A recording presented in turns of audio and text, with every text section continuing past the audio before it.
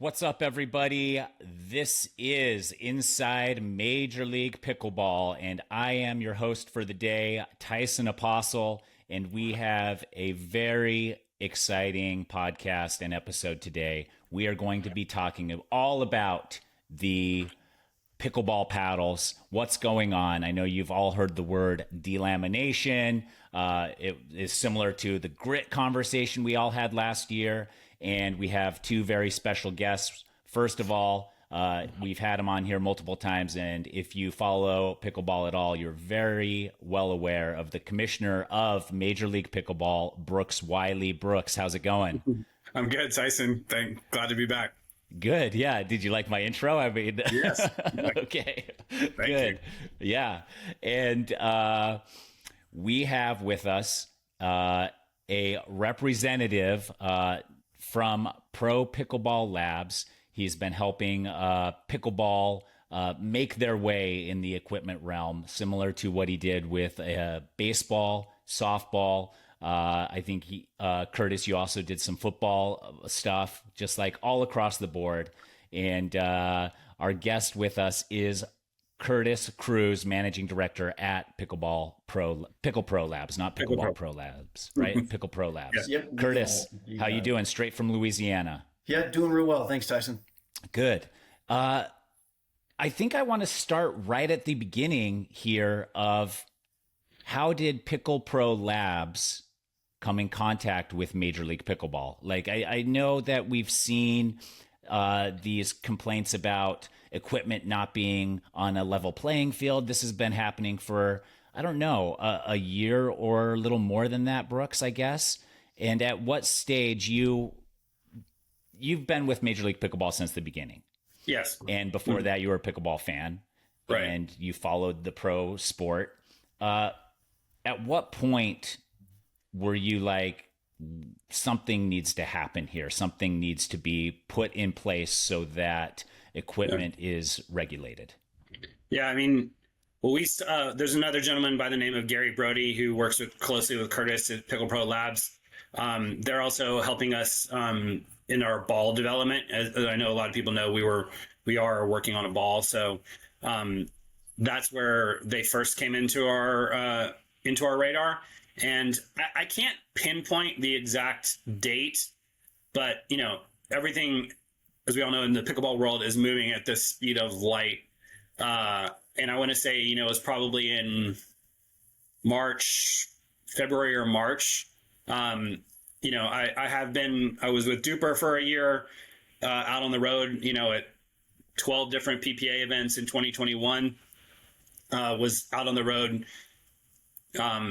getting all the players to play in the first Major League Pickleball in 2021. So I've developed relationships with a lot of the players, and it just, I was constantly have been over this year getting texts from players or phone calls or just talking with players when we're at Dreamland or around Austin. And just the drumbeat was getting louder and louder and louder that, something needs to be done about this. And what were those calls? What did they entail? Just like do something, make sure it's even? Yeah, just that the playing field is not level, that there are things going on, whether it's the paddle designs themselves or, this paddle's too hot or, there's some things going on where, I think we started to hear about delamination. Again, like I think probably, let's see, Daytona, Mesa, probably slightly after Mesa, somewhere between Mesa and Daytona. Okay. So, Curtis, you have an extensive engineering background and you've worked with sports for decades. And you get this introduction to pickleball and you're looking at the equipment. Immediately, what are you thinking? Are you seeing, because of your background, like ways that these things can be manipulated for the player's advantage? Yeah, I do think when I first started to talk to Brooks and his team about what was going on, as I started to look into it, it felt, eerily similar to baseball and softball and other sporting goods industries 15, 20 years ago. And at that time, what you saw happening were equipment manufacturers and individuals that would find ways to modify equipment to, perform to their benefit. And usually that happens when games get more and more popular, right? So kudos to pickleball. It's the fastest growing sport in the world, and more people are playing. So more and more people are incentivized to win more and to try to do more to gain an advantage. And so when we start looking at what could happen, you start reading the rules as they're written, you realize, man, there's a little bit of gray area in here, or the certification standards aren't quite up to where they could be or should be. Written, I think they all have the correct intent. But fast forward 20 years later, you see the popularity of the game now, you realize that the standards could be written in a better way, or compliance to be handled in a better way to minimize the likelihood of an unfair advantage or even a dangerous advantage or a dangerous incident on the court. Okay. So when I'm looking through this Pickle Pro Labs document that came out, I was thinking mostly of the equipment standard, but you're also helping set in words rules and regulations so that it cuts out the loopholes or the gray areas. Yeah, what I would say is my role is to help advise Brooks and his team. So if they say, hey, we think the rule should do this, I can look and say, okay, if you write the rule like that, that leaves me the ability to do this, or I can circumvent by doing that. And so it just allows us to work together to make sure that we write the standards, or that they write the standards get written, regardless of who writes them, in a way that's robust. Again, it's Brooks and his team, or whatever governing bodies need to write the standards. It's just me and my team working through the standard equipment, methodology, compliance, all that stuff. Okay. So let's go back to MLP Mesa, like you mentioned, Brooks, and we're hearing this delamination, like you're hearing it everywhere. And everybody's like, what is delamination? How is this happening? And what can be done? What is happening in delamination, and why is it detrimental to the sport? Curtis, do you want to handle that in terms of like what actually happens with the paddle? Yeah, no, I'd be happy to. And how do we delaminate paddles on our own? Yeah. Well, and one thing I want to say before he explains like the technical part of it is, I think also, like, I want to be clear that I don't think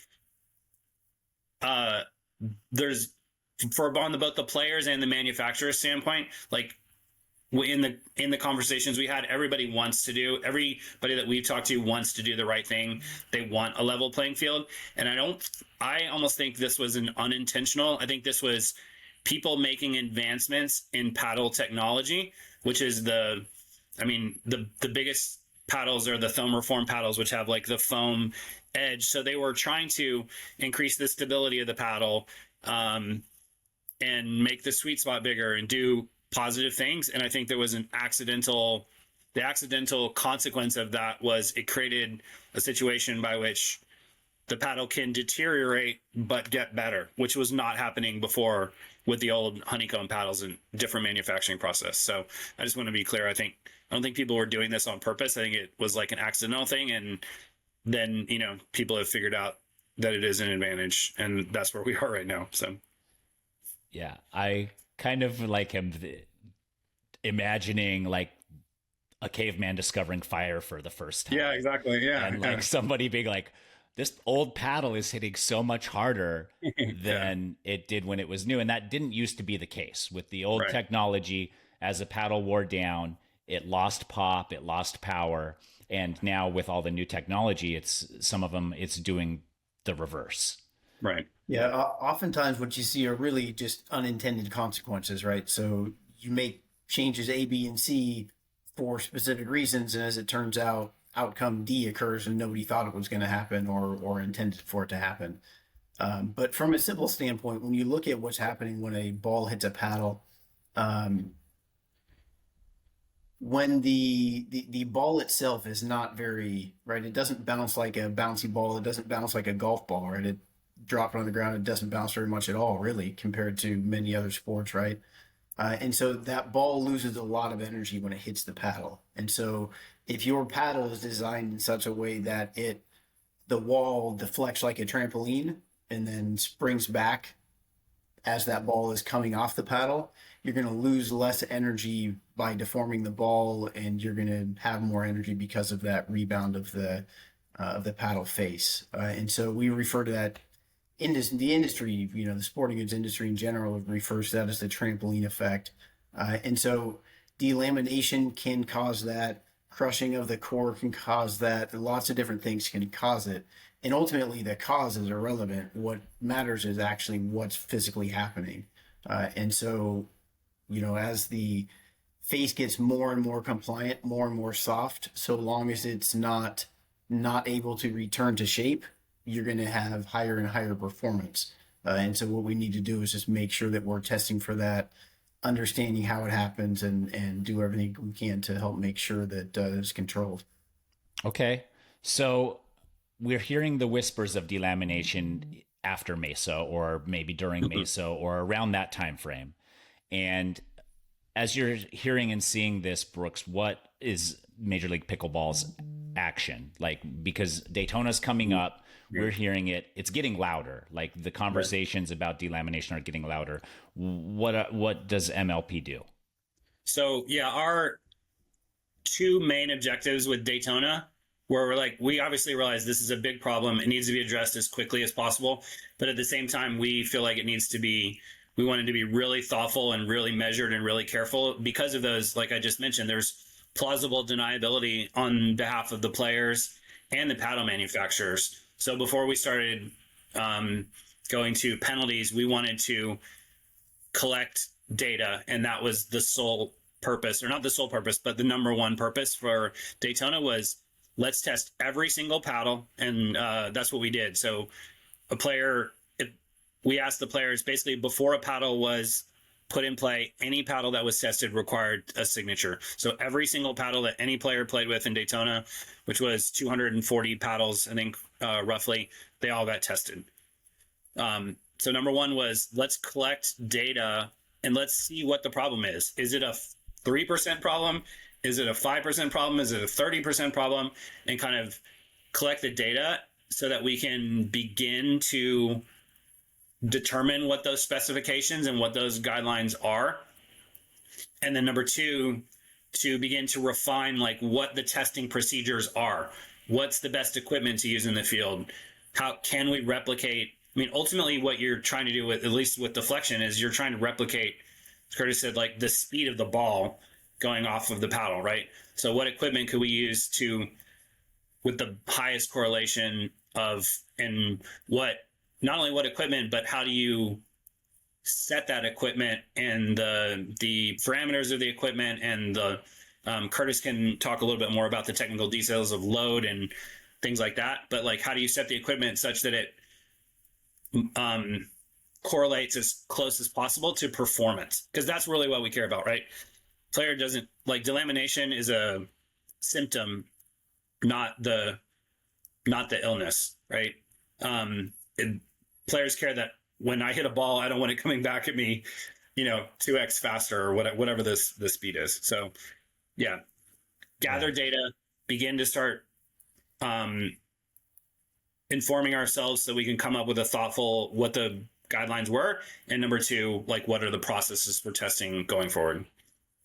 Okay. And Curtis, when you heard this, so in the weeks leading up to Daytona, the first thing we needed to do, we brought in a whole bunch of brand new paddles. And the first thought was, what things can we do to these paddles to better predict or identify performance? And so we looked at a variety of, face stiffness or deflection, basically.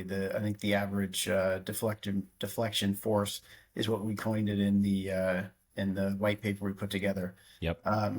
That was really the most critical thing that we wanted to do, was identify how similar or different are these paddles when they're new. Because the current testing that had been done, really everything looked the same, right? You couldn't really tell the difference. You look at all the data, there's no way to know, right? It all looked like it could have been from the same paddle.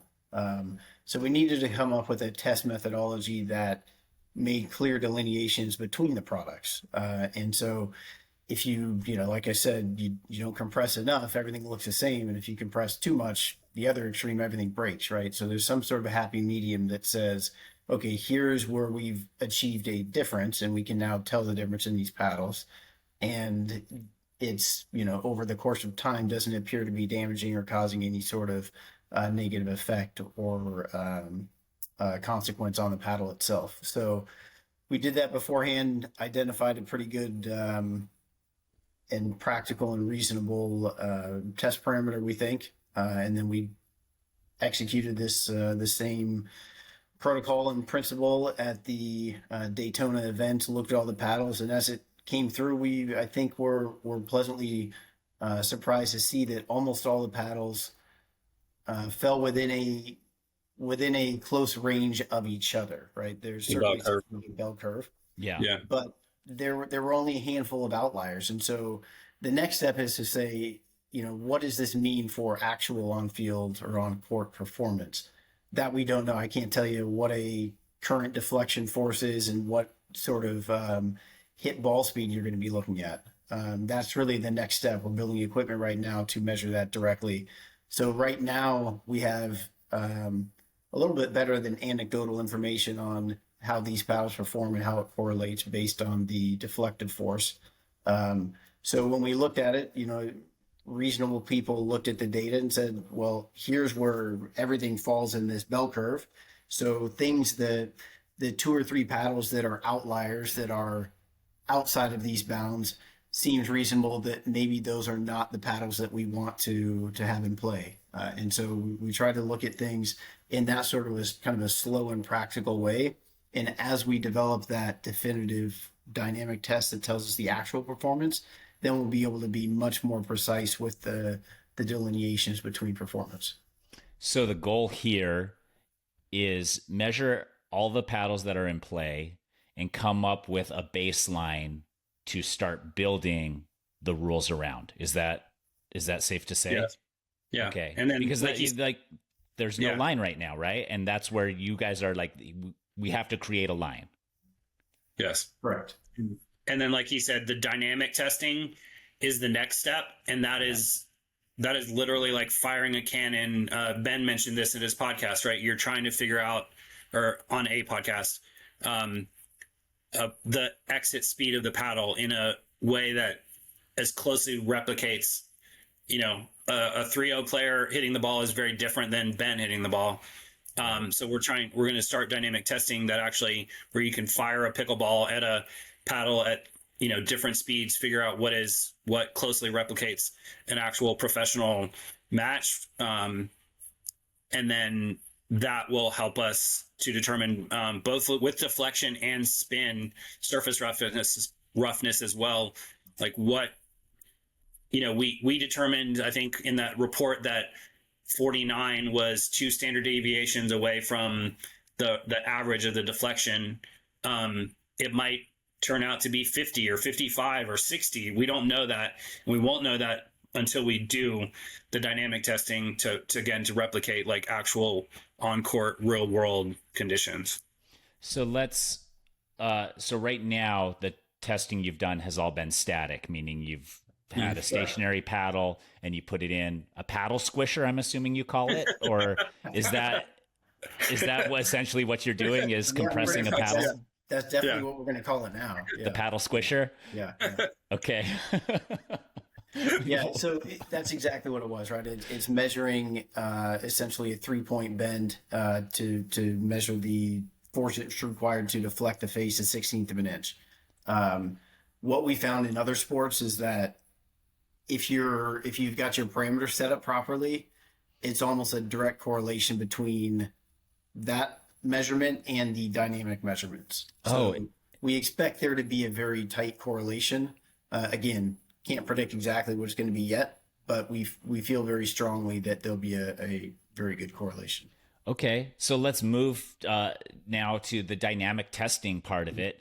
So you're getting away from a paddle squisher, which seems like a relatively simple machine compared to now having to test it create a motion similar to what a Right. professional pickleball player would hit a ball. How Right. is that going to look? Is it going to be 10 Boston Dynamic robotic dogs playing pickleball? Like how does this work? So it's funny. It's actually a lot simpler than you may imagine, because really what you need is you need the impact ratio. You need the impact efficiency of the ball and the paddle. So the actual swing isn't necessarily relevant, as so long as the energies are correct and the momentum's conserved. It's the same type of, like I said that before, all the derivations we went through to build the baseball and softball standards. Same thing is going to apply here. So the numbers are all different, but the procedure's the same. You impact the paddle and a ball. You look at the impact efficiency. You look at that across a variety of impact speeds, and then you can build kind of a performance curve, if you will, for how that paddle is going to respond under certain conditions for a specific type of ball. And then from the flip side, you can look at it and ask the question, well, maybe we can use this for the balls too. The answer there is yes, right? You can qualify both separately, because too many variables if you're looking at everything all at the same time. But the same equipment can be used for both balls and paddles. Okay. Yeah. And how? Oh, go ahead, Brooks. And then the important thing is also to tie that. So we did static testing, dynamic testing, but then you want to tie the dynamic testing, like you said, correlate it back to the static testing, because you can't have 10 Boston Dynamic dogs running around San Clemente testing. So we got to find the procedures that we feel comfortable enough from a not feel comfortable enough, but from a scientific standpoint that correlate back to the static testing, so that we can come up with a static test that we're comfortable with putting in an office or a tent or whatever on an event, that we can test a paddle in 5 minutes or 10 minutes and be like, this passes or this fails. But it's the entire process is static, dynamic, and then tying that back to a repeatable static test in the field. Okay. Yeah, that makes sense, because that's the tricky part. Is it gets expensive if you have to design 10 different apparatuses to test and then bring them all across the country, traveling everywhere you go, and it takes days to give. So how close are you to that point? The equipment we've been playing with ongoing. We've got a facility in Chicago where this is all being built. So what we're trying to find is, what are those parameters for play, right? What is, in baseball and softball, for example, it's well documented, the speeds of play. Not so much in pickleball. And then you've got a lot more variability in play with the balls and the paddles that are being used right now. So we're kind of working through, what does that look like? What speeds are reading the impact? What happens when you impact? Right? We've seen certain speeds the ball doesn't fare too well, and we're going one impactor ball. That's not working well, right? So we need to continue to refine it and make sure that we're setting up the test in a way that makes sense and gets us good, consistent data. Okay. We want to do this collaboratively with with players in the future to determine, because part of this is kind of we have at least a seat at the table to determine like what that standard is going forward. And I think Ben mentioned this too. Like, it's a different right now. There are guidelines. Like, number one is, how do you keep as close to those guidelines as possible and make sure who's over those guidelines, who's not? But then the second conversation is, like, what should those guidelines be? Do we want, baseball had this, I think, where they did this, they're like, looked at the golden era of baseball, and they have to, we have to make a decision. Like, do we want pickleball 3 years ago, or do we want pickleball from December, or do we want to go faster? And I don't know the answers to that, but we want to do that in a collaborative way and, get the feedback from players, because they're the ones, obviously level playing field, safety are the two most important factors here. And we really, really want their feedback, and we'll elicit that feedback as well. Yeah, I think because you do touch on something there, because when we are looking at pickleball today compared to even a handful of years ago, it was a much slower game a handful of years ago than it is now. Even 6 months ago or a year ago. 6 months ago, right? It's ridiculous. Yeah. But the players are also getting faster. So it's not like it's not fun to watch. It's still great to watch, but at what cost to the players if it ends up being dangerous to them to have a ball fired back at them at such a high velocity or something. Right. So, that's interesting. Well, the firefights are, when you have the videos that are the most popular and get millions of views, it's the firefights, right? And if somebody can hit a ball, like speed up a ball, and the counter comes back so fast that it hits you in the chest before you can react, like that's obviously a problem. And we don't want, 2-shot rallies in pickleball. We want the firefights because that's what people want to see. That's the most exciting and dynamic part of our sport. So it's a matter of trying to find that right sweet spot to, what is the right amount of spin? What is the right amount of speed? My personal opinion is I think late 2022, early 2023, minus the lamination is probably, a pretty good sweet spot. Other people have different opinions, but yeah. Yeah, do you have the players started weighing in on this already? Have you had conversations with players? No, not yet. No. I mean, other than just informal conversations about, everybody has a different opinion on, what should be the skills that translate to success on the court. Is it spin or, I know a lot of people don't want it to just become like, if I can hit the ball past you, that's the only thing that matters. Is a lot of the intricate strategy and different spins and different, the 96 different dinks the pros can hit or whatever, like all of that. If all it is I can hit the ball past you, that none of that, that stuff starts to matter less and less. And that's less interesting to me personally, at least. And that's where you have to find the balance and the limit. Yeah. So on this Pickle Pro Labs document, was there anything really surprising or stand out-ish to you, Curtis, that you didn't expect? Not really. We were pleasantly surprised to see that all the paddles, even those that were used, still fell pretty tightly within a bell curve.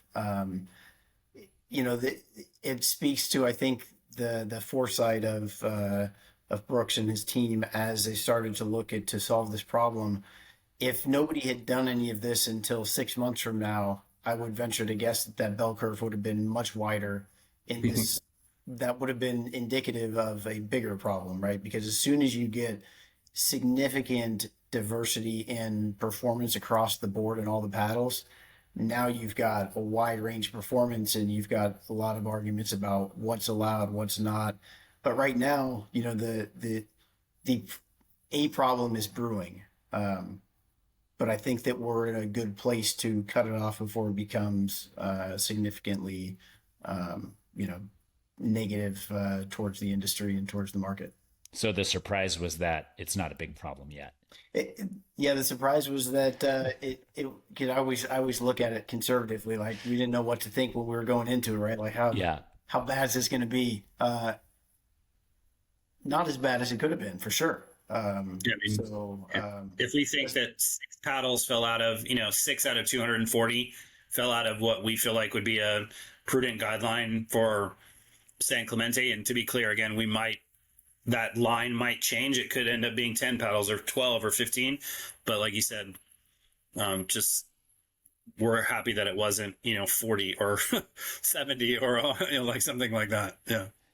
And you said that, all of this is anonymous with the paddles, the companies, all of that stuff, but you have had conversations with some of these paddle companies and the players. Yes. What was the general reaction to people you had conversations with? So that's a very good point to bring up. Is we had 2 rooms in Daytona. One was like the players drop the paddles off, turn them in, drop off, pick off. Then the other room was, paper on the door. Nobody was allowed in there except for the Pickle Pro engineers when testing was going on, including myself, including any of the MLP staff. So we wanted to create that separation so that the engineers knew what the paddles that fell out of guidelines were, and what, whether it's from the player standpoint and the manufacturer standpoint. But we wanted to keep this information so that we were not biased making rules going forward or dealing with players or anything like that. So Curtis's team also privately contacted, I think it was 6 players and 6 manufacturers or something like that, privately, and had discussions with them. And yeah, I think, Curtis, you should probably just, tell them how those conversations went. Yeah, no, echoing what you said exactly. They were all positive, certainly not accusatory in any way, right? I mean, the data we're sharing is simply the data was collected. There's no estimation on how the certain paddles perform certain ways. It's just, this is what the data showed, and this is what we're trying to understand. And so from paddle manufacturers, they're excited to hear that there's a standard going forward that maybe is more meaningful than what currently exists. Because if you, like we said, if you just looked at all the paddles in that group and tested them per the current standards, everything looks the same, right? There is no bell curve. Everything's one grouping. And so what we're seeing is giving them more information and allowing them to design more effectively for the players that they're supporting and the market in general. And players, at least all the players that we've spoken with and I've spoken with, want the game to be fair. They're not looking to cheat. They're looking to, they all believe in their own abilities, and they want to have a fair opportunity to showcase those abilities. It's been across the board to a T, exactly that. So would you say that pickleball players are better than other athletes in their pursuit of excellence? You know what? I've been looking a lot at the paddle performance. I can't tell you much about the player performance. Okay. I want to go back real quick to this and the anonymity of anonymity of turning in your paddle. I got it close enough, Brooks. You're close. You're good. Close enough. Doing it anonymously. I think that if I'm a player and I'm doing this, it gives me more trust in what's actually happening behind, the doors and the testing and stuff like that. I don't feel like, because I think there would be, like, if you're like, hey, Tyson, your paddle didn't, like, is that just a slight against me because somebody doesn't like me somewhere? But if it's all anonymous, then it gives me greater confidence as a player that everything is even and uniform and unbiased. And I think that you create a kind of a safety net or a trust nest or whatever you want to call it with these players. And that will in turn produce better, more accurate results. Yes, that was what we were going for. So let's move forward then. So we did the Daytona static testing with these paddles. We're working on dynamic testing at various locations, and we are moving into San Clemente. Mm-hmm. Is there anything happening currently in the buildup to San Clemente on this realm of paddle testing? Yeah, I mean, what is happening? We have not fully fleshed out or published exactly what those rules will be going forward. We'll do that over the next couple of weeks. Like we have an internal competition committee that's myself and a couple other owners, Steve Kuhn, Courtney Johnson, our referee. And so we have a committee that meets and discusses the competition. We'll do that in consultation with Curtis and Gary and the Pickleball Labs crew and determine what those rules will be. I think just the most important thing is any rules that we do, we'll publish them and be as clear and transparent as possible going forward to the players, to our owners, the team owners, and to the paddle manufacturers. My guess, again, we haven't done this, but it'll probably be like if a paddle falls outside of the guidelines, it will not be allowed in play. That's kind of my best guess is what we'll do. But we want to do it preventative and preventive rather than punitive. Okay. So well before or before the event. You'll have an opportunity to get your paddle tested. You'll have an opportunity to see if it falls within the parameters. You'll know the parameters, which my understanding is that these parameters could change. This is just based on the knowledge we currently have and what we're thinking is the best currently. Right. Like if we do some more testing in the next couple of weeks and we decide that 49 average deflection number should be 55 or something, and then we'll contact those other players that had the paddles that or Curtis's company will contact those players and be like, this paddle fell outside of the realm, so you may want to be aware of this. But I think what we'll probably will do also is not only test like at the beginning, because like I've had a paddle that I used personally that was like okay on Tuesday night, and then I traveled to San Clemente to do a site visit and was playing, and then Wednesday it was not okay, and just that happens. So we will probably test like at the beginning, and then also probably test like everybody. I don't know, maybe everybody before the knockout round matches. So like quarterfinals, semifinals, get those paddles tested. Immediately preceding those matches as well. And what will the protocol be there if they test okay, they play, but then they test them again later on and they're not okay? Will they be punished for that, or will they just be taken out of play? Sorry, I don't know. I don't something know the answer happened. to that. Yeah. Okay. Yeah. And Curtis, will you be on site at San Clemente, or will Pickle Pro Labs be there running all of the tests? We'll be there running that test and making sure that we collect the data in a way that makes sense and is justifiable. Okay. Will you be also collecting all of the data from all of the paddles like you did in Daytona? So you'll just continue to collect data to start figuring out the correct parameters for these things. Right. Mm-hmm. What does the future hold? Like where is this all going to lead us in the next like couple years? Are we gonna, Curtis, tell us what the perfect paddle is gonna look like? Can I say one thing real quick? Yeah, let's hear it. We're also pretty close to publishing. Like we purchased pretty much, I don't remember how many models of paddles we purchased off the shelf. And so that was the other thing, was to create a baseline data of like, what is a Selkirk 002, or what is a Carbon 1X, or what is a Gamma Obsidian, or whatever off the shelf, to determine like what the difference is between what it is when you buy it and then what happens after you've been playing with it for a while. So we're really, really close to publishing that data. Are you seeing a similar time frame for when paddles start to break down, or is it different? Don't know the answer for that yet. Yeah. Anecdotally, I've heard people say, I think I was playing in minor league pickleball or not playing, but in minor league pickleball in Dallas. And somebody said they had a paddle that they thought started to sound, obviously sound is one of the indicators of the delamination or the bond breaking.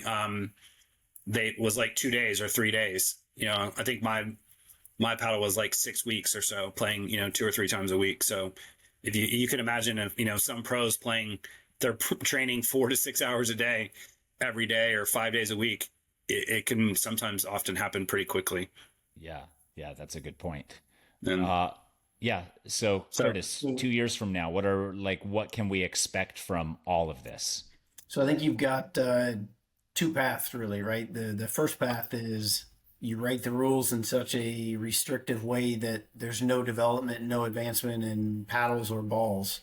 The second pathway would be to write the rules and put performance requirements in place that allow manufacturers to make lots of different types of paddles for lots of different types of players, so long as the ultimate performance falls within the guidelines. I think the latter of those 2 options is much better for the market and the players. So that would be my hope, is that we're able to find a test methodology that allows that. I think we're on our way to doing so. So I think it's going to be a fun next few years, and can't really predict exactly what things are going to look like. Okay.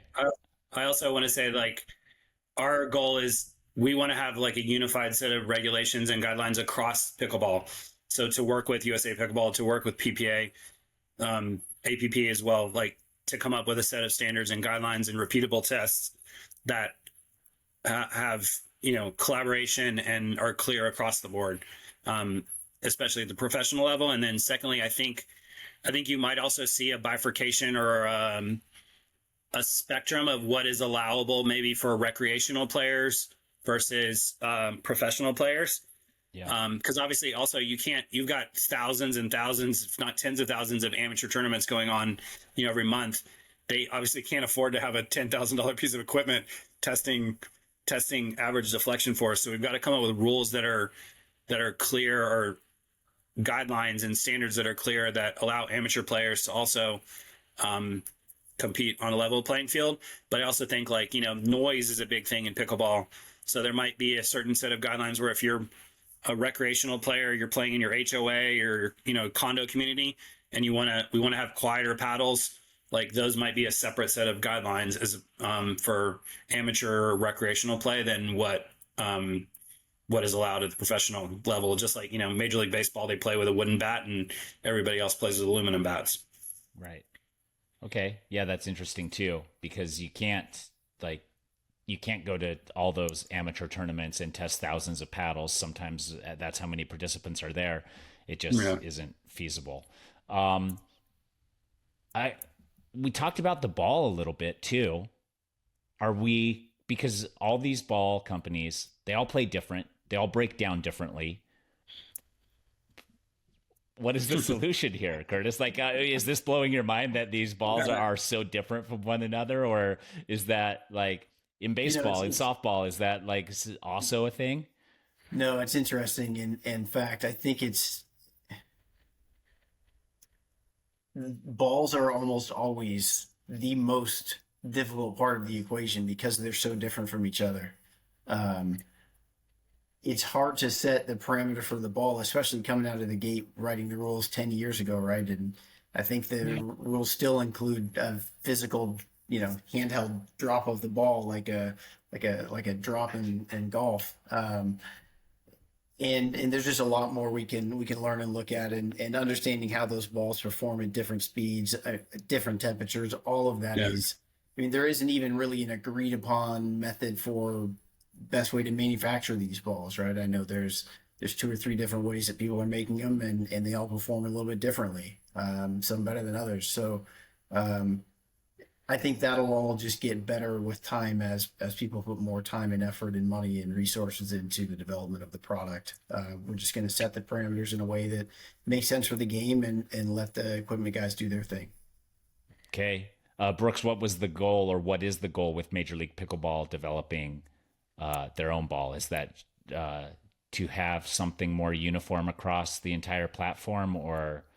Yes. Yeah. We want to, we just want to have also, I think, professional level ball, high quality control, experimenting with different manufacturing processes, something that, and also come up with the standards by which, through this dynamic testing, come up with standards like tennis. They switch out balls every 6 games or whatever it is. To learn by doing the testing. How long does it take to, as the Dura balls come out really shiny, right? And the pros, they don't want to play with that ball. They'd rather play with a ball that's been played in 1 game, about that. Yeah. So can we possibly even pre-scuff balls, or, what are just as we learn more about how long balls last, or how should they last, or how, what speed do we want in the game?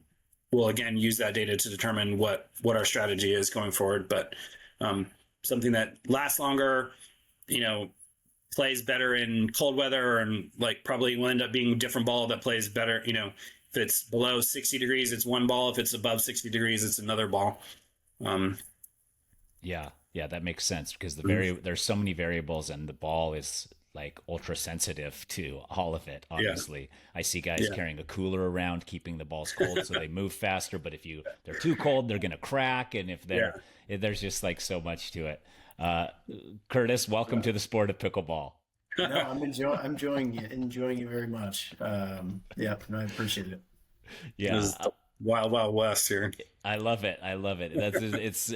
Like, people say what a time to be alive, but if you are in pickleball, that saying is like, what a time to be alive. You get to see it move. And like we said before we hit record here, Curtis, like you were working with Major League Baseball to put parameters similar to this in play only 15 years ago. And the sport has existed for, over 100 years. So the fact that pickleball, professional pickleball has not really been around that long, and we're already to that point where we're adjusting is, I think, a testament to the game in general.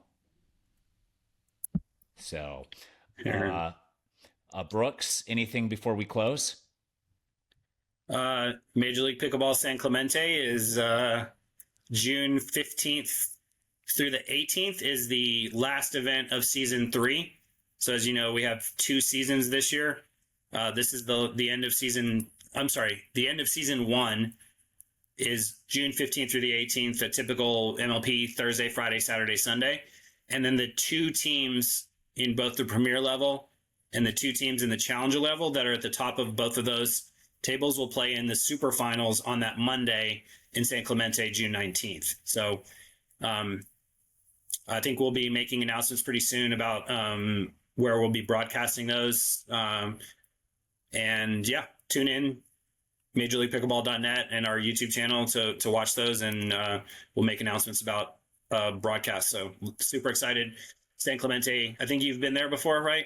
Yeah. I think I played in a tournament one time where you and Thomas were playing together next to me on a court. Oh, really? Yeah. Well, yeah, we were arguing. Yeah. I don't know if it was against each other or the other team, but we were arguing mostly with each other, and then a little bit with the other team, but mostly with each other. That's an incredibly beautiful venue. It's just absurdly beautiful, like views of the ocean, and there's like mustard seed flowers growing on the hills in the background. So just really excited to go to that venue, have the end of season 1. Yeah, if you have not been to a Major League Pickleball event and you love pickleball, you definitely have to check it out, because it really is like unlike any other pickleball event you've been to. Curtis, thank you so much for your time and sharing with us all of your knowledge and for helping make the sport better. And that's it. So until next week, this is Inside Major League Pickleball. Thanks, gentlemen. Thank you. Thanks. See you guys.